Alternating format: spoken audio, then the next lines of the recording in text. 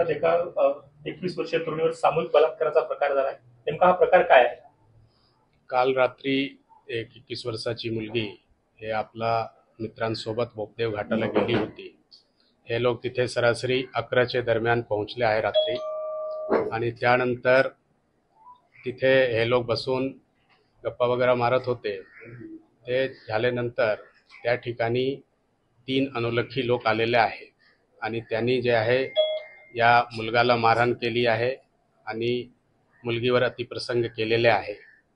या घटना झाल्यानंतर मुलाने आपले नातेवाईक आहे त्यांना माहिती दिली आणि हे लोक जे आहे ते नंतर दीनानाथ मंगेशकर हॉस्पिटल येथे गेले होते.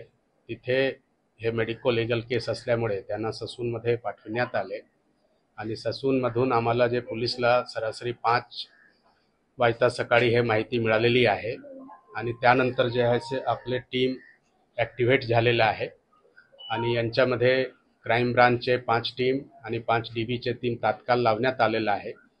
तसंच यांच्यामध्ये फॉरेन्सिक, डॉग स्क्वॉड आणि इतर जे सर्व रिक्वायर्ड टीम आहे त्यांनाही जे आहे ते पाचारण करण्यात आलेलं आहे आणि यांच्यामध्ये आपली वेगळे टीम जे आहे लोकांचे विचारपूस करण्याचे काम चालू केलेले आहे.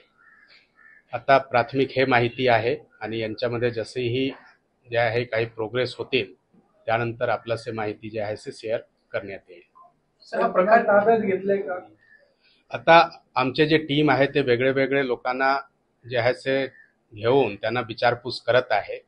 एक वेळ सर्व क्लिअर झाल्यानंतर जे आहे ते ताब्यात घेण्याने बाकी पुढचा प्रोसेस सुरू होतील. पण किती लोक होते अत्याचार करणारे, मुळात किती लोक होते, काय ती माहिती मिळाली?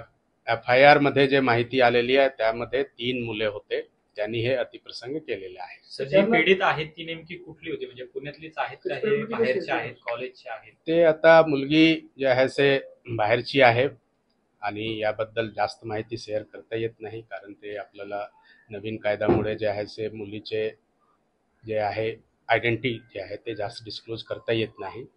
त्यामुळे आम्ही तितकेच माहिती. कसा घडला? हे कुठं बसले होते, आले त्यांनी मारहाण केली, काय केली, नेमका प्रकार सविस्तर सांगा. हे बोपदेव घाटामध्ये एक जे आहे ते ग्राउंड सारखे आहे.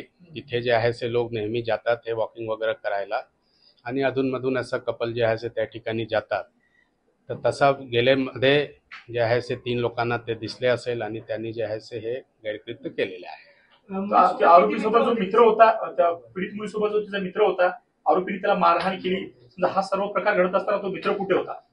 नाही, त्यांना तेच मारहाण करून त्यांना जे आहे ते डांबून ठेवला होता आणि त्यानंतर इथे अतिप्रसंग झाला. काय कुठली खोली वगैरे आहे? नाही, खोली नाही, तिथेच त्यांना त्यांचे शर्ट वगैरे हे करून, शर्ट बेल्ट हे करून बांधून ठेवलेलं होतं.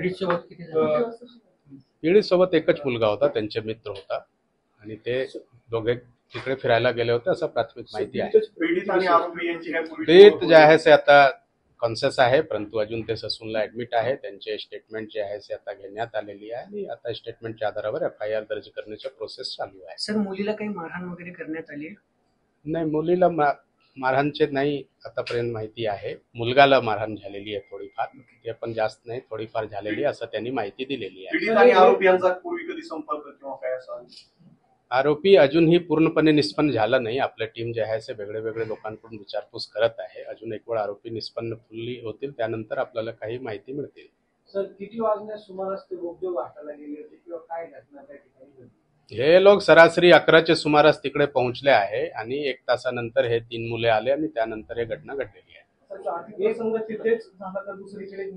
तिथेच म्हणजे त्याच टेकडी आहे, पूर्ण तर टेकडी मोठी टेकडी आहे, तर त्यांच्यामध्येच एक ठिकाणी झालेलं आहे. पोलीस मदत केंद्र बनवले गेले आहे. तिथे आपले लोक जाऊन वेळोवेळी व्हिजिट करतात. तर म्हणजे प्रत्येक वेळी तिथे लोक राहत नाही, परंतु वेळोवेळी जाऊन व्हिजिट करतात आणि तिथे जे काही म्हणजे पेट्रोलिंगचे आहे प्रकार ते करतात.